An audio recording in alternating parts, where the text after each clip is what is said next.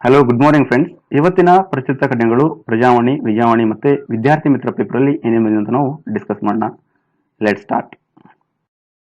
ಗಿಲ್ಗಿಟ್ ಬಾಲ್ಟಿಸ್ತಾನವನ್ನ 5ನೇ ಪ್ರಾಂತ್ಯವಾಗಿಸಲು ಸಿದ್ಧತೆ. ಪಾಕಿಸ್ತಾನದವರು ಗಿಲ್ಗಿಟ್ ಮತ್ತು ಬಾಲ್ಟಿಸ್ತಾನವನ್ನ ತನ್ನ 5ನೇ ಪ್ರಾಂತ್ಯ ಎಂದು ಘೋಷಿಸಲು ಮುಂದಾಗಿದೆ ಈ ಪಾಕಿಸ್ತಾನ. ಆ ಪಾಕಿಸ್ತಾನದ ಕ್ರಮವನ್ನ ನಮ್ಮ ಕೇಂದ್ರ ಸರ್ಕಾರ ಪ್ರಬಲವಾಗಿ ವಿರೋಧಿಸಿದೆ, ಖಂಡಿಸಿದೆ. ಈ ಗಿಲ್ಗಿಟ್ ಮತ್ತು ಬಾಲ್ಟಿಸ್ತಾನ್ ಪಾಕ್ ಆಕ್ರಮಿತ ಕಾಶ್ಮೀರ್ ಒಳಗೊಂಡಂತೆ ಸಂಪೂರ್ಣ ಜಮ್ಮು ಮತ್ತು ಕಾಶ್ಮೀರವು ನಮ್ಮ ಭಾರತದ ಭಾಗ ಅಂತ ಮೊದಲು ಹೇಳಲಾಗ್ತದೆ. ಅಂದ್ರೆ ಸಂವಿಧಾನದ ಪ್ರಕಾರ ಇದು ಗುರುತಿಸಲಾಗಿದೆ. ಆದರೂ ಸಹಿತ ಇದು 1947ರಿಂದ ಪಾಕಿಸ್ತಾನ ಅಕ್ರಮವಾಗಿ ಈ ಪ್ರದೇಶಗಳನ್ನು ತನ್ನ ವಶದಲ್ಲಿ ಇರಿಸಿಕೊಂಡಿದೆ. ಇಲ್ಲಿ ಟೋಟಲ್ ಆಗಿ 4 ಪ್ರಾಂತ್ಯಗಳಿದ್ದಾವೆ. ಇದು 5ನೇ ಪ್ರಾಂತ್ಯವಾಗಿ ಇವರು ಒಂದು ಸಿದ್ಧತೆಗಳನ್ನ ನಡೆಸ್ತಾರೆ. ಆ 4 ಪ್ರಾಂತ್ಯಗಳು ಯಾವ್ದು ಅಂತ ನಾವು ನೋಡೋಣ. ಈ ಪಾಕಿಸ್ತಾನದ 4 ಪ್ರಾಂತ್ಯಗಳು: ಒಂದು ಕೆಪಿಕೆ, ಪಂಜಾಬ್, ಸಿಂಧ್, ಬಲೂಚಿಸ್ತಾನ್. ಟೋಟಲ್ ಆಗಿ 4. ಕೆಪಿಕೆ ಅಂದ್ರೆ ಖೈಬರ್ ಪಂಕ್ತುವಾ ಪ್ರಾವಿನ್ಸ್. ಇದು ಒಂದು ಟ್ರೈಬಲ್ ಬೆಲ್ಟ್ ಅಡ್ಜಾಯಿಂಗ್ ಕೆಪಿಕೆ ಏನಿದೆಯಲ್ಲ, ಅಂದ್ರೆ ಆ ಒಂದು ಮ್ಯಾಪ್ ಅಲ್ಲಿ ಬರುತ್ತೆ. ಅದನ್ನ ಮ್ಯಾನೇಜ್ ಮಾಡೋರು ಫೆಡರಲ್ ಗವರ್ಮೆಂಟ್. ಅದಕ್ಕೆ ಹೆಸರು ಫಾಟಾ ಅಂತ ಇಟ್ಟಿದ್ದಾರೆ, FATA, ಫೆಡರಲಿ ಅಡ್ಮಿನಿಸ್ಟ್ರೇಟೆಡ್ ಟ್ರೈಬಲ್ ಏರಿಯಾಸ್ ಅಂತ. ಅದೇ ರೀತಿ ಪಂಜಾಬ್, ಸಿಂಧ್, ಬಲೂಚಿಸ್ತಾನ್. ಈಗ 5ನೇ ಒಂದು ಪ್ರಾಂತ್ಯವಾಗಿ ಗಿಲ್ಗಿಟ್ ಬಾಲ್ಟಿಸ್ತಾನ್ ಅನ್ನ ಮಾಡ್ಬೇಕಂತ ಅವರು ಸಿದ್ಧತೆಗಳನ್ನ ನಡೆಸ್ತಾ ಇದ್ದಾರೆ. ರೈಲ್ವೆ ಅಭಿವೃದ್ಧಿ ಪ್ರಾಧಿಕಾರಕ್ಕೆ ಅಸ್ತು. ಕೇಂದ್ರ ಸರ್ಕಾರ ಸ್ವತಂತ್ರ ರೈಲ್ವೆ ಅಭಿವೃದ್ಧಿ ಪ್ರಾಧಿಕಾರ ರಚನೆಗೆ ಅನುಮೋದನೆ ನೀಡಿದೆ. ಈ ಪ್ರಾಧಿಕಾರವು ಪ್ರಯಾಣ ದರ ನಿಗದಿ ಮಾಡುವ ಅಧಿಕಾರವನ್ನು ಹೊಂದಿದೆ.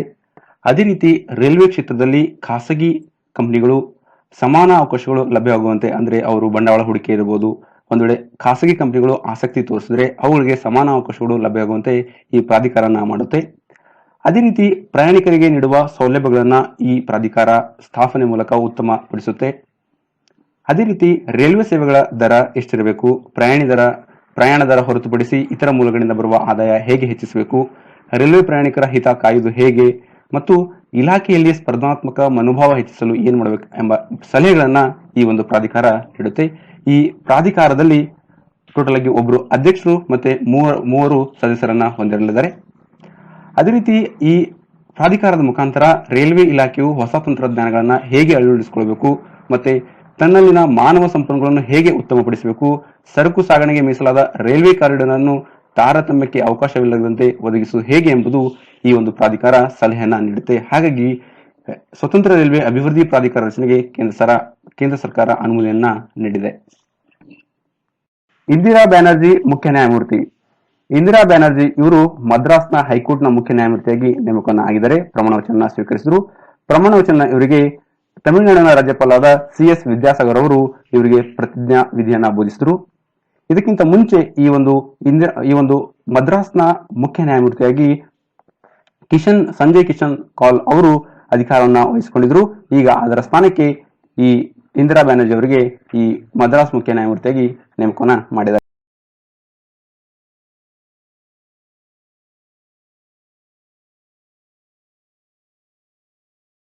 NGOಗಳಿಗೆ ಹೊಸ ನಿಯಮ.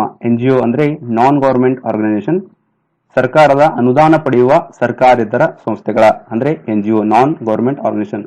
ಆ ಸಂಸ್ಥೆಗಳ ಲೆಕ್ಕಪತ್ರ ಮತ್ತು ಅವುಗಳ ಪರಿಶೀಲನೆ ಹೇಗಿರಬೇಕು ಎಂಬ ಬಗ್ಗೆ ಕೇಂದ್ರ ಸರ್ಕಾರ ನಿಯಮಗಳನ್ನ ರೂಪಿಸಲಾಗಿದೆ. ಆ ಕೇಂದ್ರ ಸರ್ಕಾರ ಈಗ ಸುಪ್ರೀಂ ಕೋರ್ಟ್ಗೆ ನಿಯಮವನ್ನ ರೂಪಿಸಿದೆ ಅಂತ ತಿಳಿಸಲಾಗಿದೆ.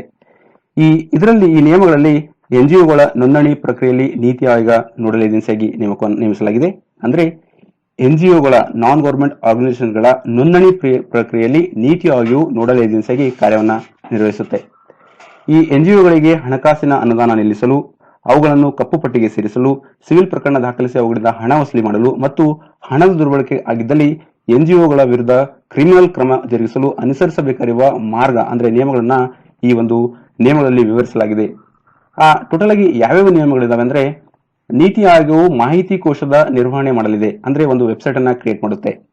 ಅಂದ್ರೆ ಆ ವೆಬ್ಸೈಟ್ ಅಲ್ಲಿ ಈ ನೀತಿ ಆಯೋಗವು ಆ NGOಗಳ ಅಲ್ಲೊಂದು ಮಾಹಿತಿಯನ್ನ ಇರುತ್ತೆ. ಅದೇ ರೀತಿ NGO ದರ್ಪಣ ವೆಬ್ ಪೋರ್ಟಲ್ ಅನ್ನು ನೀತಿ ಆಯೋಗವು ಇನ್ನಷ್ಟು ಉತ್ತಮಪಡಿಸಲಿದೆ.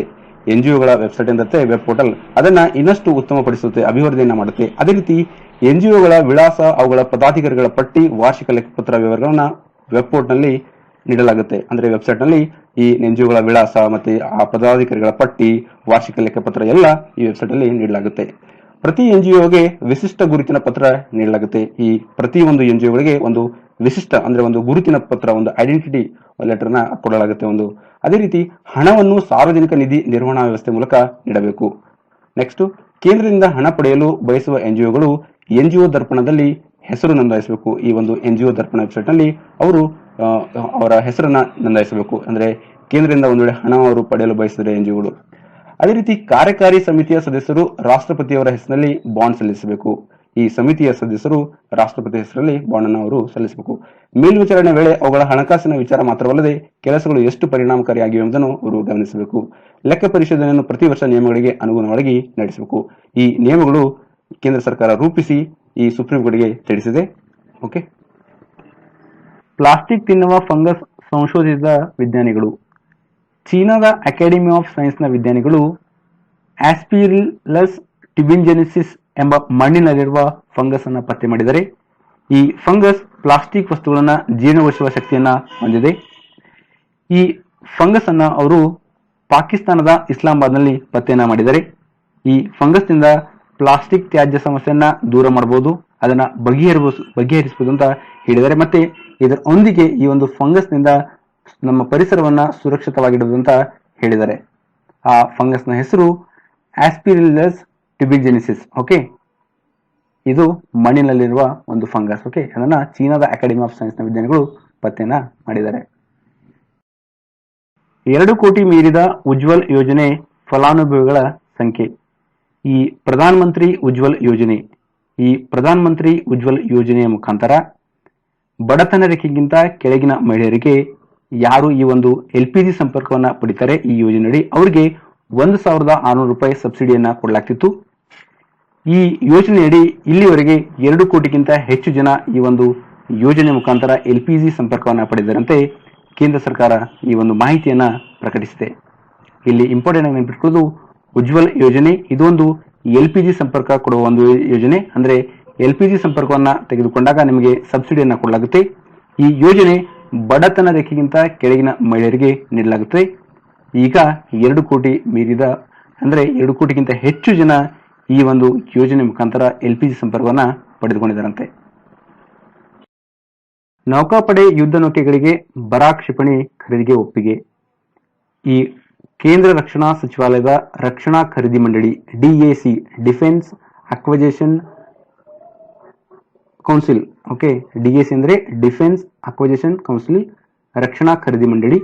ಈ ರಕ್ಷಣಾ ಖರೀದಿ ಮಂಡಳಿ ಭಾರತೀಯ ನೌಕಾಪಡೆಯ ಯುದ್ಧ ನೌಕೆಗಳಿಗೆ ಬಳಸಲು ಅತ್ಯಾಧುನಿಕ ಬರಾಕ್ ಕ್ಷಿಪಣಿಗಳ ಖರೀದಿಸುವ ಒಂದು ಪ್ರಸ್ತಾವಕ್ಕೆ ಈ DAC ಅನುಮೋದನೆಯನ್ನ ನೀಡಿದೆ. ಕೇಂದ್ರ ರಕ್ಷಣಾ ಸಚಿವಾಲಯದ ರಕ್ಷಣಾ ಖರೀದಿ ಮಂಡಳಿ ಅನುಮೋದನೆ ನೀಡಿದೆ. ಈ ಬರಾಕ್ ಕ್ಷಿಪಣಿ ಮೇಲ್ಮೇಲಿಂದ ಅಗಸಕ್ಕೆ ಚಿಮ್ಮುವ ಅತ್ಯಾಧುನಿಕ ಕ್ಷಿಪಣಿ. ಮೇಲ್ಮೇಲೆಂದರೆ ಸರ್ಫೇಸ್ ಟು ಏರ್. ಓಕೆ, ಮೇಲ್ಮೇಲಿಂದ ಅಗಸಕ್ಕೆ ಚಿಮ್ಮುವ ಕ್ಷಿಪಣಿ ಇದು. ಓಕೆ, ಇದು ಒಂದು ಅತ್ಯಾಧುನಿಕ ಕ್ಷಿಪಣಿ.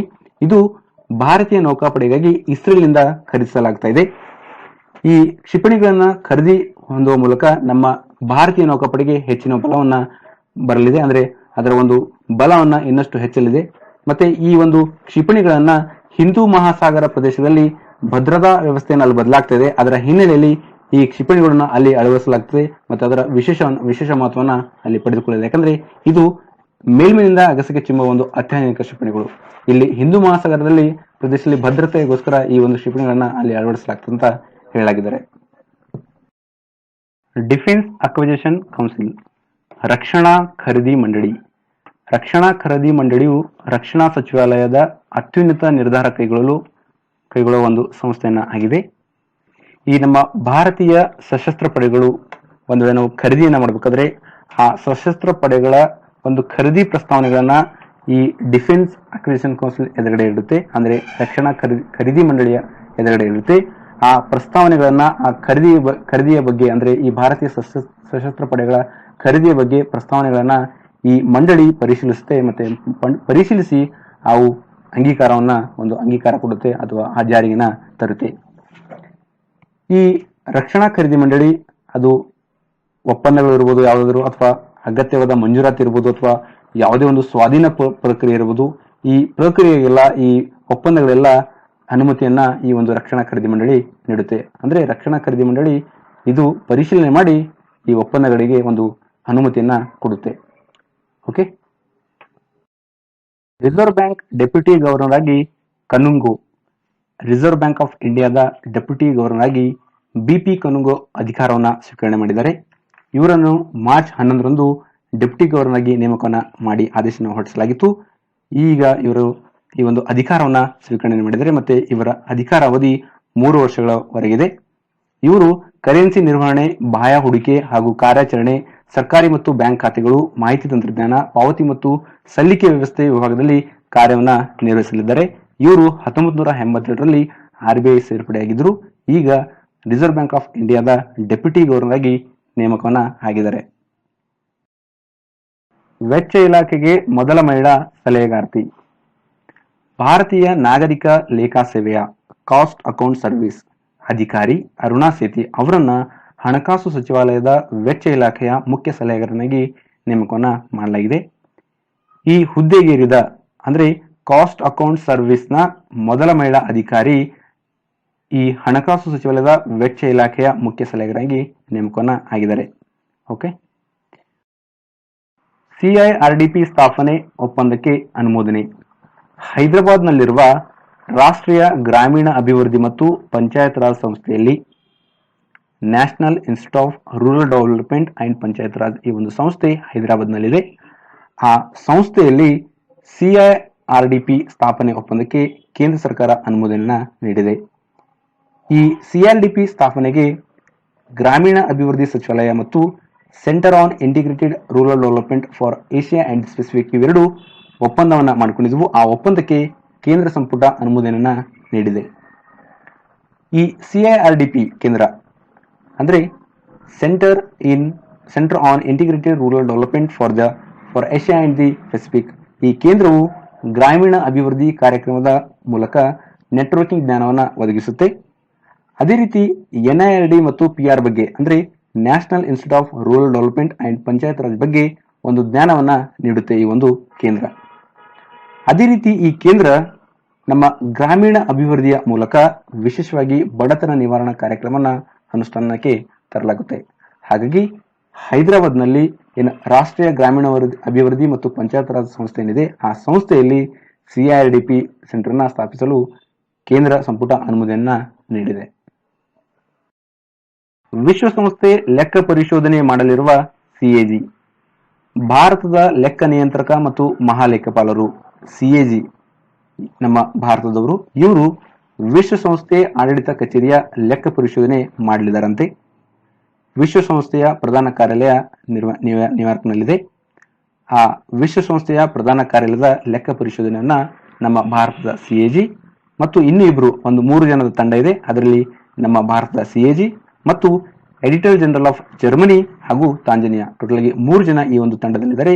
ಈ 3 ಜನ ವಿಶ್ವಸಂಸ್ಥೆಯ ಲೆಕ್ಕ ಪರಿಶೋಧನಾ ಮಂಡಳಿಯಲ್ಲಿ ಇರ್ತಾರೆ ಮತ್ತೆ ಅವರು ಈ ವಿಶ್ವಸಂಸ್ಥೆಯ ಲೆಕ್ಕ ಪರಿಶೋಧನೆಯನ್ನ ಮಾಡ್ತಾರೆ.